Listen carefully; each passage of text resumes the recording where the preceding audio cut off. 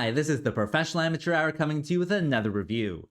This week, Leo sent me Jimmy and Stiggs, and this 2024 sci-fi film was directed by Joe Begos and actually stars him as well, along with Matt Mercer and Riley Dandy.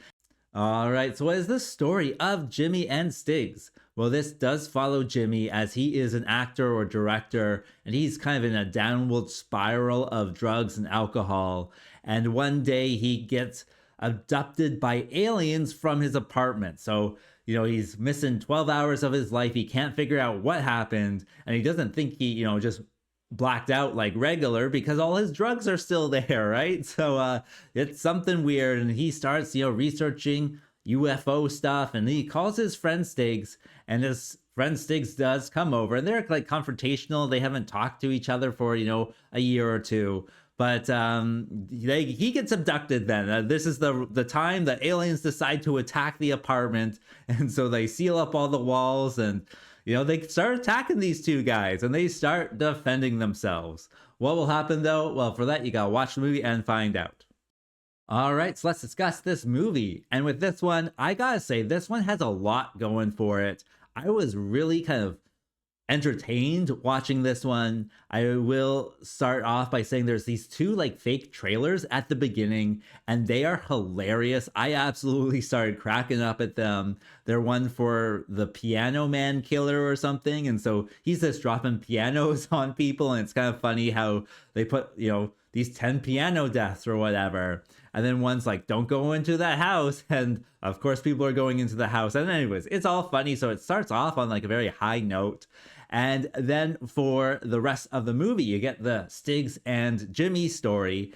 And I gotta say, I think it hits above its weight class because it's just, a low budget film. There's only two actors really. Of course, there's probably puppeteers and stuff, with the aliens, but really just kind of two actors that you actually see on screen.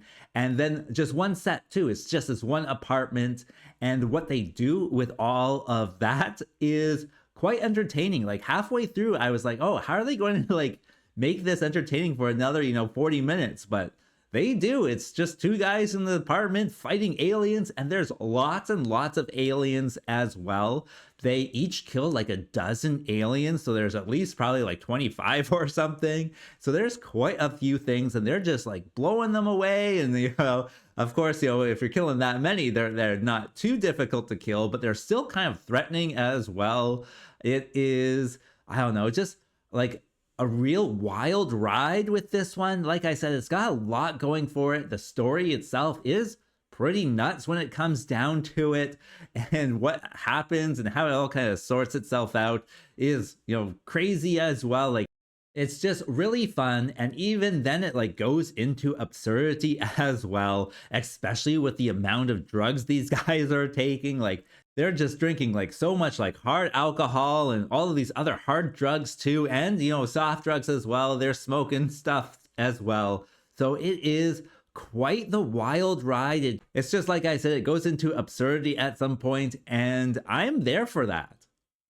Also, the aliens are a lot of fun. Like, I know they're just puppets, but their design is this kind of like classic aliens, kind of like the gray aliens, but these ones are blue. And there is going to be a reason for that, because I'm still leaving out kind of the best part of this movie, or one part that let's just say is very memorable. And the aliens, back to those guys, they're lots of fun, and like I said, there are quite a few of them. The fights are also very bloody, so they're squirting out blood on every punch and stuff. And even then, like the two guys, they just like get covered in blood, and it kind of becomes like war paint as well. And then they kind of have like, I don't know, they don't really explain much about alien culture or whatever, or physiology, but they do have some kind of details and stuff thrown in there. But like why they're doing this, we of course will never find out. Like, why do aliens do anything, right?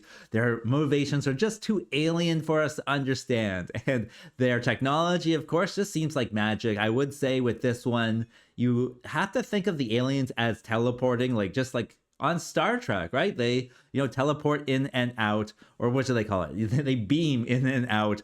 And that's kind of part of their shtick, I guess, where they can just come into this apartment because it's a small apartment, right?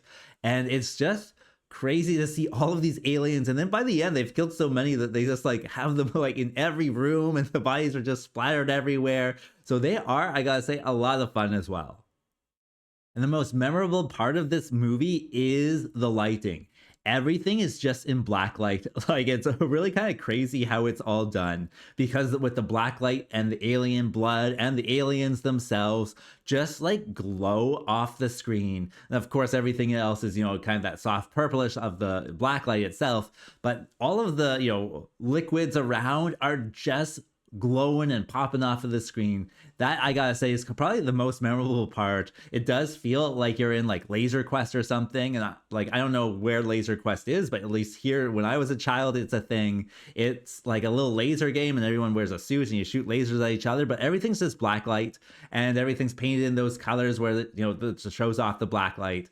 And it is certainly, I would say, adds to the wildness of it all. Like, by the time they're just covered in blood, like, they're just glowing, right? Like, you just see like someone's just glowing, whatever it is, like this orange red type of thing. It's really kind of wild. It does go into the absurdity, I think partly because of the black light as well.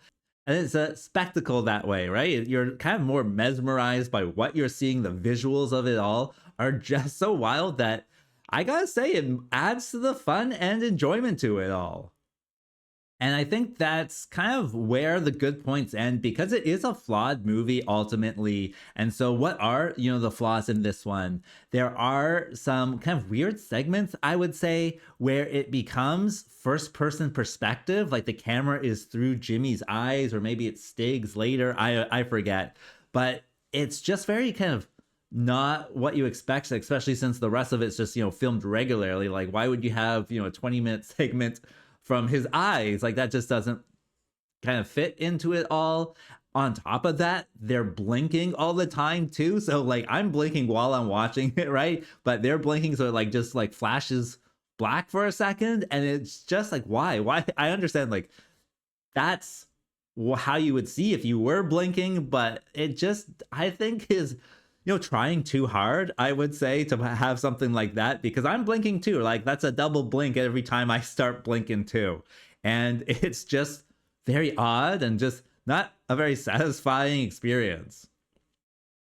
Also, with this one, I know I praised the blacklight stuff, and that is certainly like a gimmick to the whole movie, but it does like overly do it. Like I said, it's like Laser Quest the movie, like the whole thing is just like in Laser Quest, and it just takes it to the absurd, right? Like at the end, I was kind of like tired of seeing everything in black light. Certainly there is a fatigue element to it, but it's just like too much by the end. So yeah, that's a double-edged sword, if you will.